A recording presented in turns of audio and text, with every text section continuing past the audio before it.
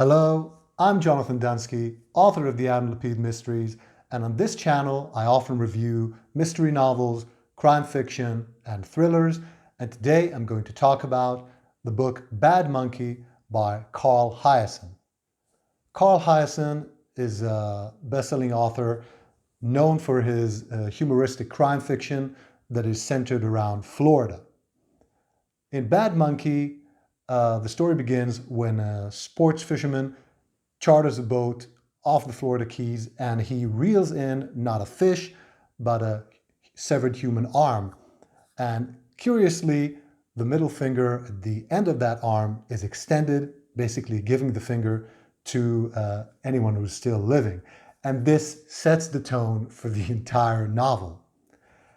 The local police chief doesn't like the idea of newspapers starting to write about severed human arms because it might negatively impact the local tourism. So he gives the arm to a former detective of his by the name of Andrew Yancey, asking him to transport the arm to Miami and try to sort of dump it on them so that the Miami police will be forced to investigate what this arm is and who it belonged to. Yancey, until recently, was a police detective, but he was thrown off the force because of something nasty that he did. Yancey had an affair with a woman called Bonnie. Bonnie is married to a doctor, and Yancey, upon hearing what might have been a threat by this doctor to Bonnie, or on Bonnie, basically assaulted this doctor in a humiliating fashion, sticking the business end of a vacuum cleaner into the, you can guess what, of the doctor, and doing so publicly. So it was filmed by people standing around with their cell phones and uploaded to the internet. It became a big embarrassment for the local police force, and they had to let Yancey go. But Yancey, who can't be a cop anymore, was given another job for the state. He is now a restaurant inspector or health inspector, working on what is known as the roach patrol, because you get to see a lot of cockroaches in the various kitchens that you visit. And there are some nasty descriptions of the various eateries that Yancey visits in his new role, which he hates, and the sort of things that will get you to eat more at home. And he himself, in the book, starts losing weight because he stops being able to trust any restaurant. Basically, he can't trust anyone who's cooking anything, and it's quite funny. Despite Yancey assaulting this doctor, he is a good guy. He did so because he wanted to protect his lover, Bonnie. And he's a sort of this fun guy, very cool character.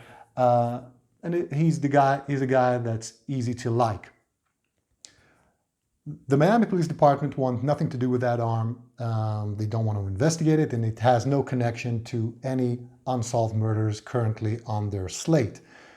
A few days later, a woman who has just returned from a trip abroad, a woman by the name of Eve Stripling, informs the police that her husband, Nick, is missing, and soon after she identifies the missing arm, or the severed arm, as belonging to her husband.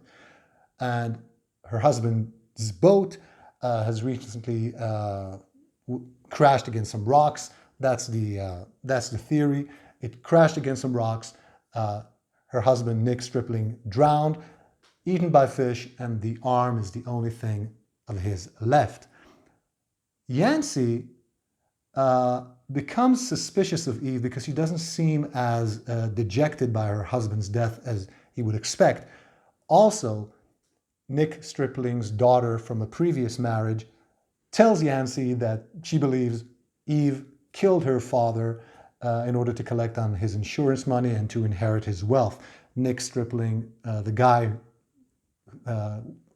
without the arm now, the guy which the arm is the only thing of his left, was a wealthy guy involved in in the medical field. He had a medical equipment firm. Yancey also gets suspicious when he attends Stripling's funeral, and he meets a couple of federal agents there. So Yancey thinks this will be the perfect case for him to solve in order to get back on the police force. He soon realizes that Stripling wasn't eaten by fish, that he was murdered, that the arm was severed by someone human, not gnawed off by a shark or anything.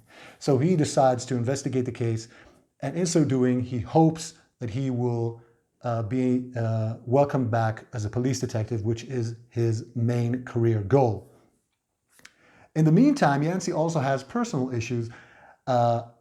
He lives in the Florida Keys, and on the lot next to his house, someone is building a gigantic mansion which threatens to block Yancey's view of the beautiful Florida sunsets and ruin and also impact negatively the wildlife on that stretch of land. So Yancey begins trying to sabotage that development of that house. He drops a dead raccoon in there right before people are about to visit that house, potential buyers.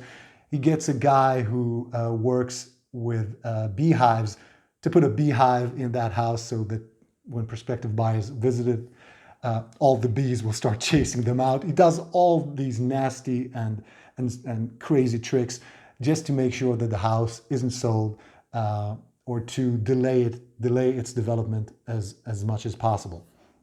But he's still a good guy. You still like him when he's doing so, also because the owner of that property, the guy who's building the house, is a real nasty person. In the meantime, in the Bahamas, there's a man called Neville. And Neville is a simple guy who just lives life on his beach, on the stretch of land that he owns there, or on his boat. He lives very simply. He is not looking to get rich or anything, but his sister or half-sister sells the land that he owns there, that they own together, to an American developer who wants to build a resort there, basically meaning that Neville will no longer be able to live his simple life on that beach. Neville has a pet, a monkey, a small monkey, who is supposed to have played in the Pirates of the Caribbean movie as the sidekick or as the pet of Johnny Depp. And this monkey has a nasty, nasty personality. He's not a cute monkey that you can play with and get along with. He's a nasty little beast. So Neville tries to involve a local voodoo witch to cast a curse on this American developer to get him to stop building that resort, and she wants the monkey in payment, and she's also a crazy character. And if this all sounds pretty chaotic to you, it's because it is. This is a pretty chaotic book, but it's also a lot of fun.